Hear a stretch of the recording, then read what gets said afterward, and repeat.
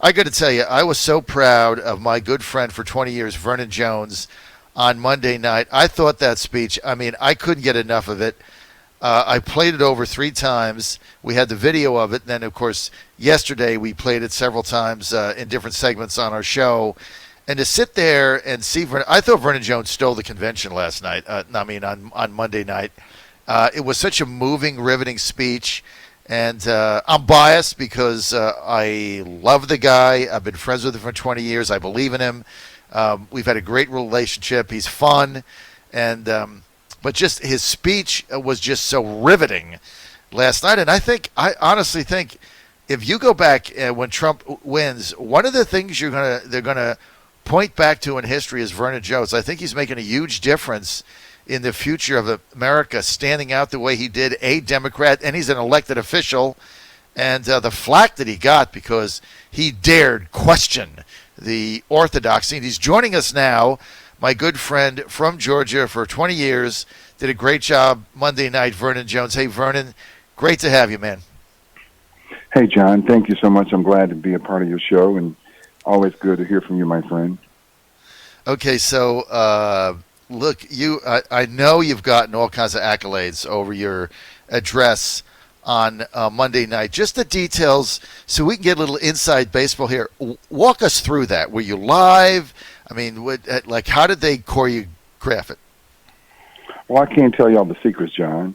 And that would, so, it's top secret. I can't tell you that, John. I'm just glad you enjoyed it. Okay, let's get to, let's play one of your clips here. It's about 1:30. Let's get to Vernon Jones on Monday night. He said Trump has commuted more sentences of black Americans in 3 years in the whole Obama presidency. Cut 3, Vernon Jones. Wait a minute. Let's stop right there.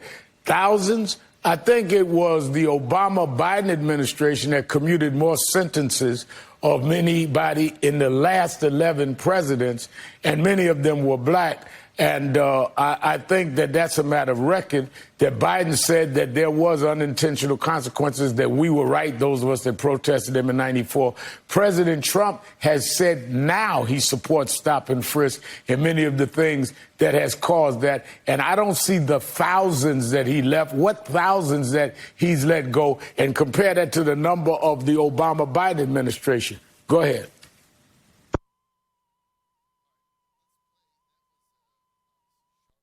Act that was passed that allowed black men and women to get out of jail, nonviolent offenses, to go back and be restored with their families. There are a lot more of them that were released than under the previous administration. Remember, Obama had 8 years. This president has had only 3.5 years, and he has actually let out more and commuted more than Joe Biden. As a matter of fact, Joe Biden. Reverend, let me finish, because you can show me your facts, I can show you my facts.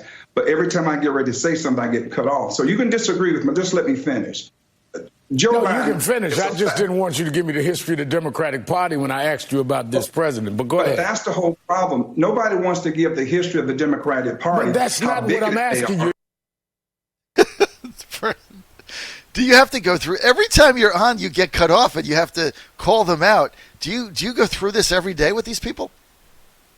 No, that's Al Sharpton, and he's going to be that way. And then the other MSNBC, if you're not, carrying their narrative, John, they don't want to hear what you have to say. The fact of it is, John, this president already is having a great convention because he's telling a story, and he's telling the facts too, and he's expressing and showing to the American people what they don't get on the normal liberal media. They're individuals from across the country, regular human beings, regular citizens, who've had an opportunity to be a beneficiary of what this president has done. And so those things, again, they don't get out on the liberal news organizations. You only hear about them maybe if you go to Fox, and certainly your station. But these things are going well for the president. He has a track record, and that's the difference between he and Joe Biden. Joe Biden has had 47 years to do something. He hasn't done anything. So he's dreaming now that if you give him another opportunity and elect him, what he will do. Well, President Trump is showing American people what he has done, his record, and that is on the economy. Prior to the pandemic, unemployment was at a record low. Businesses were opening, new businesses. Businesses were expanding. He stood up to China and other countries on fair trade, true fair trade. And at the same time, he's had the concept and he's adopted America first. Well, we all want to be first. You can fix everyone else's roads and bridges, other countries, but what about right here at home? So I like the fact he's putting America first. Vernon Jones, let's tell us, look, there's obviously an effort here for the president to garner a higher percentage of the black vote in 2020 than he did in 2016. 2016, he got 8%, which was higher than 2.5x Romney, who got 3% in 2012. Trump got 8% of the black vote. A lot of people saying, I had one new clergyman on saying the other day that he could get 12 to 15% of the black vote. Some of the polls we're seeing now, he's rising amongst African-American males. What do you see here, honestly, Vernon Jones? Well, here's what I see, John. Again, the Democratic Party has seen African Americans and their votes as a captive audience. They've never had to earn it. And this president has done an amazing job. He's done what no president has done, Democrat or Republican, probably in the past 50 years. He's actually going out to earn the black vote. And he's doing it by already showing how he's had an impact on the black community, whether it's through the First Step Act with prison reform or the Opportunity Zone districts where they invest in these communities that's been decimated by Democratic policies. But more importantly, there are people like me and others who are making it known, who are standing with this president, that the Democratic Party, like Joe Biden said, feel as though that just because we're black, we should vote for him. But we're beginning to be vocal and loud that it's more than just about just being black. Now you're going to have to earn our vote. And many black people are really supporting this president, but they're afraid to say anything because they don't want to receive flack. They don't want to be called a sellout.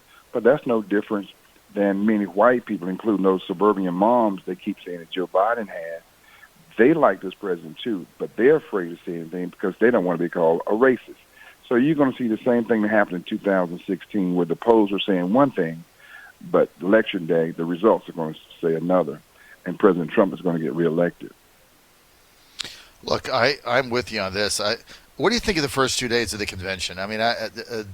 I've given my narrative on it earlier, but I want to get yours. Obviously, you were part of Monday, Tuesday. You've talked to a lot of people. You're part of it. What do you think of it? Well, let me tell you, first of all, it's not as boring as the Democratic Party convention was. The Democratic Party, they cannot campaign on the record. They cannot campaign on what they've been able to accomplish.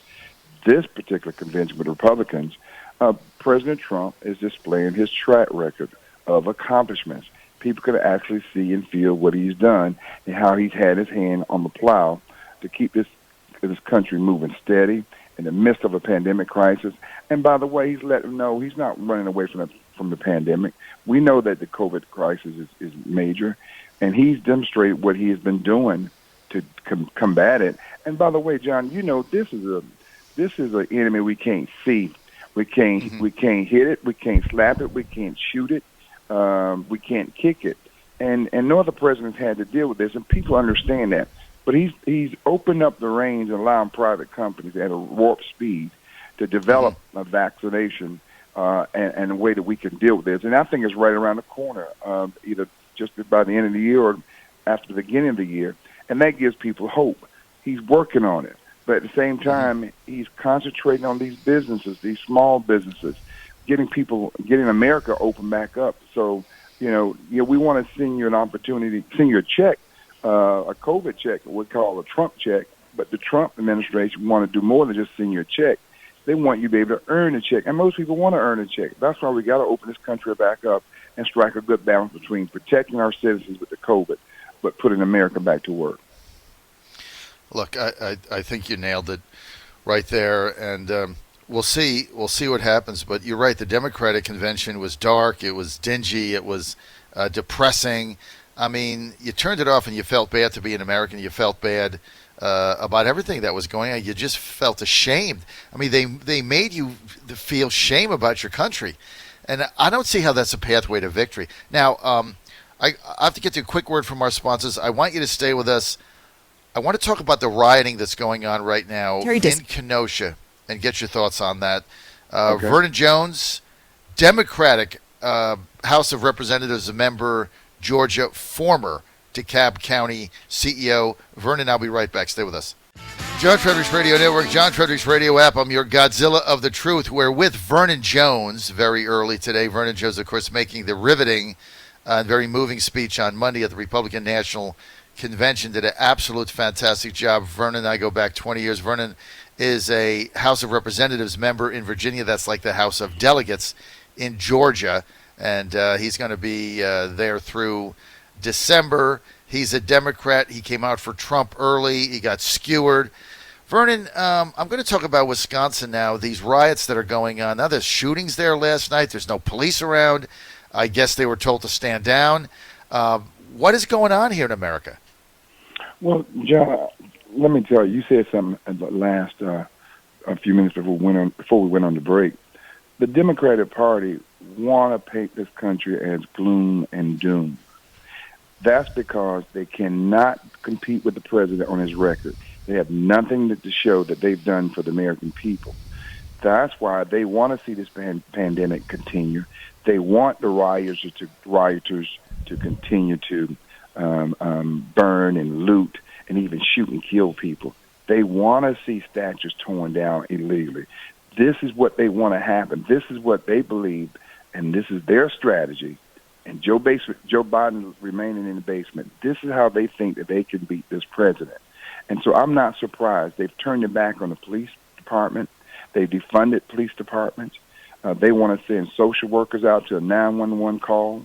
When you look at Antifa and Black Lives Matter, which Black lives really do not matter to Black lives, the fact of it is they want to see this destruction. They want to see our communities destroyed because they think that this is what Donald Trump, but I think the American people see through it. You have to enforce the law. If you don't have law and order, you have a chaotic community. And that's what I like about President Trump. He's standing up for law and order. Well, it's civilization versus chaos. If you want to just boil it down to raw form. I mean, what you saw last night and Monday night in Kenosha, Wisconsin is not civilization. It's a completely chaotic environment with, people getting shot dead in the street while other people are standing there without police. I mean, that's basically what's happening. The stores are being burned down. People, coming on TV, their entire life's work wiped out from under them, crying. They don't have any job now. They don't have a business now. And they didn't do anything. I mean, they're just trying to make a living for their family. I mean, it's sick what's going on. And we just stand around. And the Democrats, Vernon Jones, petrified to even bring it up, even talk about it. And the polls are showing it. I'm sorry? They don't want to, or to condemn that type of behavior. Why? Or Why? to call for calm. Why? Because they want it to happen. This is their strategy. This is how they believe that they can beat Donald Trump on chaos. And it's interesting, John, when you see this happen. What about all those kids and black teenagers being shot week in and week out? I should say week in and weekend out in Chicago and other places. Where is Black Lives Matter? Where's the protesters in those cases? They've been shot down every day. Why is it only when a police officer is involved, and more importantly, or more specifically, when a white police officer is involved, all of a sudden, then there's this rising chaos and chaos? Why not every weekend in Chicago with the killings of young people? I mean, it's shootings and killings is crazy. And Chicago has the most strict gun laws probably in the country. But nobody wants to get upset about that. So, John, that's what I'm saying. You're seeing people taking advantage of this, like Antifa and other professional rioters who want to come in and create chaos and take advantage of that. Let that police department do its job. Let the local district attorney do their job. And the state and the federal government stand ready to bring in resources to help them do the investigations. But no, it's just an excuse. And John, there's going to be more shootings. It's not like this is the last shooting. We're dealing with human beings. Police officers, if anything, they need more training for use of force. They need more training for de-escalation. But you know what? They don't. The Democrats don't see it that way. They just want chaos right now. Well, because if they just flood the zone with crisis after crisis, what they're hoping is that enough people will say, you know what, I just want it to go away. If I just vote for Biden, the riots go away, the COVID goes away, the schools get reopened, I can go to a high school football game, I can see my son play baseball in the spring, they can go back to school, I get my job back, I can go out to dinner, I just make it all go away. And so that was their strategy. It was working for them in June and July with the spikes going on with COVID and all that, and they canceled the convention. It was working. They were up in the polls. Now, and I've been saying this for a couple of weeks now, they can't put the genie back in the bottle. Now people are sick and tired of it, but they're seeing what Democratic policies are doing. And I tell you what, a big piece of this was that ad that the young lady did, the African-American lady running for Congress in Baltimore City, Maryland. I know you've seen that ad. I mean, when you start looking at what these Democratic cities have become, and where she was just pointing it out in that ad, I think people are starting to say, "Hey, wait a minute, what exactly have these people done?" I think that's starting to make an impact. Yeah, she showed the city of Baltimore. She showed destruction. She showed not only destruction, but just a complete devastating community hit by the Democratic policies, and you cannot blame that on Republicans because Democrats have run those cities for decades. And so the young lady is right, and people are looking at that, and people are going to say, wait a minute, this is true. This is my neighborhood. We've just been voting for, I guess, as Joe Biden would say, they've just been getting our votes because we were black. But people are being open to now who is really helping me and who's really not. So I think you're going to see, John, again, and then white suburban moms, John, they see this type of violence is starting to make its way into the suburbs. They're not going to tolerate that because they want law and order, and it's going to backfire against the Democratic Party. I think you're right. No question about it. John Fredericks Radio Network, Vernon Jones. Vernon, final question here. I've only got a minute and a half or so. You were skewered in Atlanta. I mean, I saw some of the threats you were getting, the tweets that were the social media. I mean, just ugly stuff. And I felt bad for you because I'm thinking to myself, here's a guy that I know for 20 years that speaks his mind, that does what he believes in, and has his own opinions. And so you do what you do, and then just got absolutely called every name in the book on social media by former colleagues of yours. That's what shocked me. People you served with. I mean, what has happened to any degree of civility or independent thought? John, let me tell you, it's bigger than that. Democrats right now are throwing out the window the First Amendment, the freedom of expression, the freedom of choice. They do not want you to be for anything unless it's what they want you to be for. And if you go against them, they are attacking you verbally, physically, talking about real voter suppression. Let me tell you, they're doing voter suppression by intimidation. And it's ironic, though. They always want to talk about a part of a big tent. Yeah, it is, unless you have your own opinion. You have to agree with everything they want, everything they believe in. And, John, I do not. And a lot of American people do not believe in it. So Democrats, they see me, the ones who really are traditional Democrats who have conservative leanings. I'm a Democrat. They see they can vote for now. Even Republicans saying, well, Vernon, why don't you join our party? Well, I don't want to change parties because I want to fix this party where I am. I didn't leave the Democratic Party. They left me. As a matter of fact, John, when I look at the Democratic Party, they're so far left. It is just crazy. And the bigotry, the true bigotry is in the Democratic Party, and they want to put that on President Trump.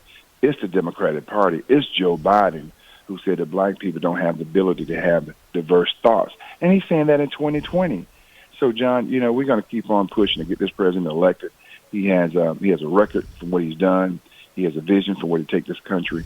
And I'm on board, and I'm getting as many African Americans and white Americans, or Americans, period, to come out and support this president because we need him. We'd rather have him in the office than have Joe Biden in the basement running this country. There we go. We're going to end on that note. Vernon Jones, House of Representatives member from Atlanta area in Georgia, Democrat, the star on Monday night, I thought, Vernon, at the Republican National Convention, and in a second term for the president, I'm sure you're going to be around and be a regular on our show. You know, can I just tell this story? Do you know that Vernon Jones and I had our own TV show in Atlanta? When was that, Vernon? Like 2010 or something? John, you tell our age, that? John. You tell our age. Well, Oh, we my see God. what happened. You went on to do big things, and I didn't. So, anyhow, So John, you're a star at the Republican National National Convention. But I just remembered that. It ran for about 6 months. ahead of our time. It was We're ahead of our it time. was fantastic. We had a Yeah. weekly 1-hour Yeah. TV show. Yeah. And it was I forget what we called it. It had a catchy title, and it got great reviews. Probably Staying Right. Was it Staying Right? Staying right, yeah. Yes, Yeah, Staying and it Right. was Believe in what is it wa- right. What is Right, something like that. But it had a really catchy Well, title, and it was anyhow, me and John. it was me and Thank Vernon you, Jones. my Vernon friend. Jones was a star.